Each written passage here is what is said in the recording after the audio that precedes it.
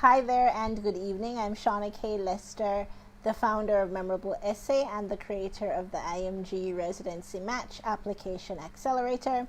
If you've never been on one of my live broadcasts before, welcome. Tonight we're going to be talking about your residency application, and I'm really happy to be sharing this message because it is such an important one. So be sure to hit like and to share this broadcast with anyone who you know applying to the match, because this will be very important information for them. And I'm really glad that they're going to get it early. For people who are applying to Match 2021, they're going to get this information early so it can actually make a difference. So we're going to be talking about you preparing your match application, and you don't need to wait for ERAS to be open for you to go ahead, because there's certain elements of the application that you need them every single year, haven't changed. They aren't going anywhere, right? So for instance, you know that you're going to need to prepare your personal statement. You're going to need to prepare a CV, and you're going to need to get letters of recommendation, so on and so forth. We're going to be talking about all of these things, all right? So if you read the description, you'll see, and what we're going to talk about is that normally when people start working on their application, especially for those of you in the early boat, so normally, you intended to apply last year, something happened and it didn't work, or you're just somebody who you like to be ahead of deadlines, you like to stay on top of things. People normally start with their personal statement or with their CV. So let's say, for instance, for a lot of people, you might not have looked at your CV since you entered medical school, and so you say to yourself, all right, I need to dust this off. I need to fill in all the entries that I have not looked at, things that I've done that I haven't fully captured. And you kind of sit and you put those things on. For other people, you might start with your personal statement, and what you do is that you start brainstorming these different ways, these different moments that brought you to a love and appreciation for the specialty. Normally something chronological in terms of when the love first started, how it developed, and where you are now and why you're trying to match. But there are a couple of different problems with this approach, which is what I'm going to talk about tonight. The first one being, from this description, as you can see, spending a couple hours here on the personal statement, a couple hours there on the CV, is that it really is a very inefficient process. And for those of you who are like me, I just know people who are busy, people who are high achievers, you don't really fancy spending a lot of time on things that you don't have, right? You don't like to waste time.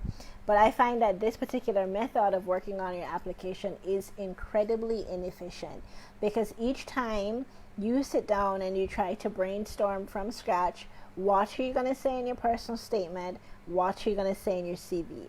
When it comes to the time to have your letters of recommendation, some of you will be asked to write those letters yourself, just because the people who are writing them are so busy. And then you sit and you go to the drawing board again in terms of what you're going to come up with for those. There just doesn't need to be that much back and forth in the process, honestly, in terms of going to the drawing board every time. You want to do this application with care, but it really isn't necessary to essentially start over every time you need to do it. The other problem, which I made a note of because I see it so often, is then the inconsistent messaging that arises out of that.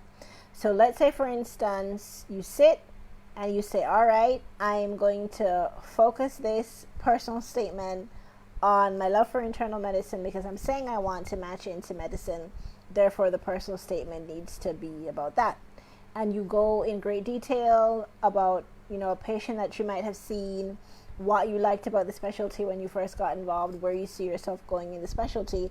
But for anyone who takes a decent enough look on your CV, it is not supported. That messaging is not supported by your CV, because you probably had a very brief time period actually gaining clinical experiences in internal medicine.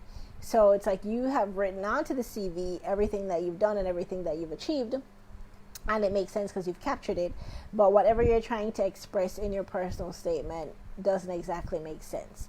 There's a similar thing that happens for people who you might just have to go with the letters of recommendation that you can get.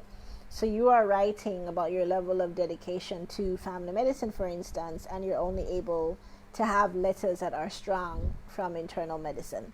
So each time you're going about working on each piece of the application as a discrete document, but they're going to be reviewed as a whole.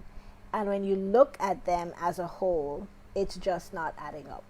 That's another one of the big problems, on top of things just being stressful and then being inefficient.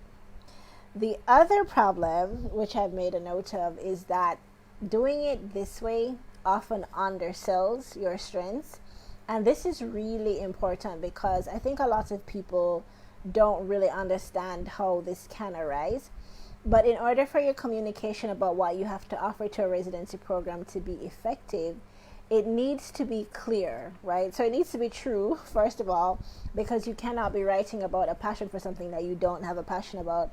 Obviously, we're going to see it if that experience is missing from your CV, but also information in terms of communication that is effective, it actually needs to be repetitive. What that means is that you're not going to have, for instance, a personal statement where the top of the personal statement, you see the bottom repeating what was said in the top. That's not how I mean. So you don't want to have these documents where they're repeating things, or your CV is repeating the same thing all the time, unless different things came out of, let's say, for instance, a piece of research, like a research project. And so in one instance, you have a publication. In another instance, you talk about doing the research. That's possible. But you do want the same message to be repeated in different documents, in different aspects of your application, because that's the way people will remember it, right? You want it to be clear, you want it to be memorable, but you also need to keep reminding persons of what you have to offer in order for it to stick, in order for them to understand what you bring to the table. So let's say, for instance, your personal statement will talk about your unique value in one way, and then your CV will back that up in another way. It all needs to hold together. In order to be convincing, it has to be repetitive. So this is what I want you to do instead, which can seem a little bit counterintuitive, but it is quite effective. Before you touch any aspect of your application, you need to create one main message that is going to filter out to the different documents in your application. And again, I know that this can seem like quite an early start for people who are applying to Match 2021, but it is a perfect time to start working on your application. You don't need to be able to enter into the system and start putting in your information to know all of the things that you need to gather.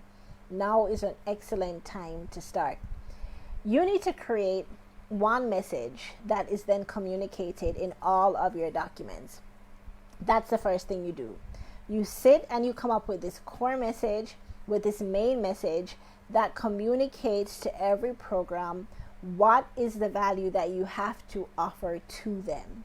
What are they going to get when they choose you, when they invite you to interview, when they rank you highly, that they will not get from some other candidate?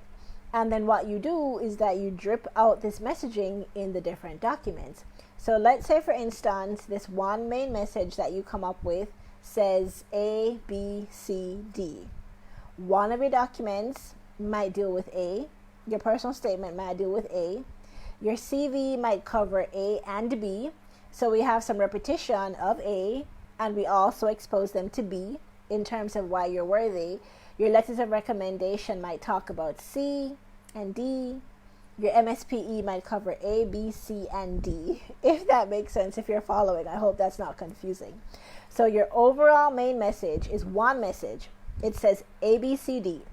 And the different documents that you prepare, your interview responses, your letters of recommendation, your personal statement, your CV, they're dripping out and hammering home different parts of that message, but it's one main message.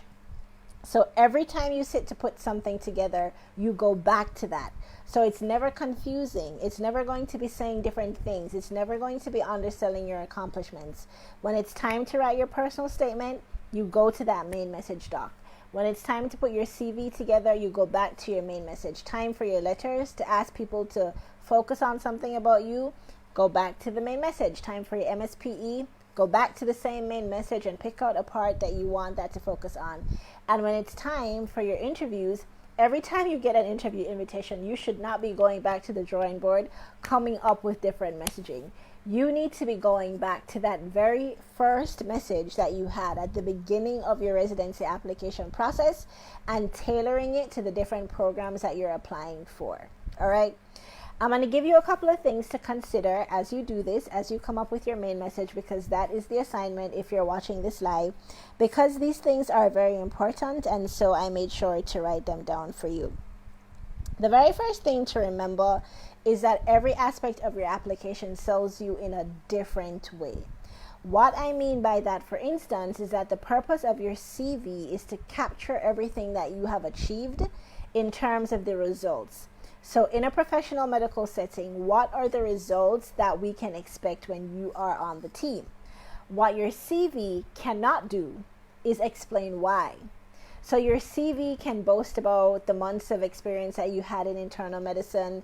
It can boast about your 3-month or your 1-month externship in pathology, but it cannot tell us why you decided to go in medicine, why you decided to go into pathology, or the importance of this specialty based on your life experiences. Your personal statement and your CV have very different purposes. Each document is going to sell you in a different way. Your letters of recommendation will sell you compared to your peers. What is the context of your achievements? So your CV is telling us about the results that you got. Your letter of recommendation will allow us to stack you up against your other colleagues. So you have to, when you have this main message, remember that you can have repetition, because each document that you use the main message to inform will sell you in a different way. Each document has a different purpose, and each one does something that the other one cannot do. We don't want to see numbers and results all over your personal statement, just regurgitating what's on your CV, but we need to see that on your CV. Your CV needs to be chock full of results, numbers, stats, all of that kind of stuff. All right. The next point is that programs are looking to have people on their team who can add value. And you can relate to this. You have worked with people before. The worst thing to have on your team is absolute dead weight. Someone who's there and you can't quite put your finger on what kind of value are they adding anyway, right? Somebody whose work you have to do, they're lazy, they're not pulling their weight. Programs need to know that when they choose you, when they invite you to interview, when they rank you highly, when they welcome you to their program in the summertime, that there's something that they will get from you that they could not get if they had chosen the other person. That's something that they need to be assured of, which if you just think about it as a regular person, whenever you're building a team, you want to get the strongest player possible on your team. So regardless of what you are communicating in any one of your application documents, think overall that the big picture, when someone reads this or when they read it and when they put it down, they need to be convinced that I want to talk to her, I want to talk to him, I want to talk to this person. Because if we get this person on our team, we are going to get A, we're going to get B, we're going to get C and D. And that ABCD combination is not something that we can get from having another person. So as you put together your main message, it should be communicating something that people can get from you that they would never be able to find from somebody else. And the last point that I have is that residency training is training, but it's also unique in that it's a professional opportunity. And this is really where the main message can be very, very powerful. And so this is very important. Whenever you're inviting people for a professional opportunity, one of the things that we like most as human beings that people might not acknowledge out loud is consistency. It is incredibly hard to trust and to work with someone who is not consistent. Today they're excellent, tomorrow they're mediocre. Today they love patients, tomorrow they're not in the mood to talk with anyone. Today they're meticulous with their notes, tomorrow they're leaving before their time is up without having finished the work that they're supposed to do. That is a nightmare to work with. The purpose of your main message in this instance and what it's able to do for you is to be consistent. It is to communicate to programs that all across the board, they are getting one message from you. You are a stable, professional person who is still learning, but you are consistent across the board. Whenever they get you, it's always A, B, C, D, maybe in some different combination, maybe it's DCBA on some days, but it's always those core elements. It's always that core value that represents you every time they get you. So when you sit at the beginning of your match application process and you take the time to come up with one compelling main message that says why you should be chosen, it is incredibly valuable. It is incredibly priceless that for the rest of the application season, for the rest of the match season, while everybody else loves A today, loves, R tomorrow, they love S, they loved S last week, they're constantly changing their messaging every time you see them, every time you hear from them. You are consistent with a very simple message throughout the whole process. If you watched a video I did, I think last week, it was the last day last week where I had used a pediatrics example, very simple messaging. You love, pediatrics because working with children energizes you. You want to be able to work with them in a more specialized capacity later on. You want to be able to advocate for them and for parents. Very simple points that you can back up with your experience, and you're always communicating that point. You're just repeating those points, but in different ways, using the different documents. This consistency, I promise you, is something that program directors, program coordinators are going to love. It will set you apart as somebody who is reliable and somebody who is professional, and ultimately it will help you to match. So if this was useful for you, be sure to like and be sure to share with your colleagues. And I'll be back to talk about a different aspect of your application process later this week. Go ahead and look in the description of this video and join our Facebook group, IMG Residency Match Made Simple. I'm looking forward to seeing you in the Facebook group. And so go ahead and start creating your one main message for your residency match application, which is really just communicating to people in one simple message why you should be chosen above everyone else. All right, take care. Good night.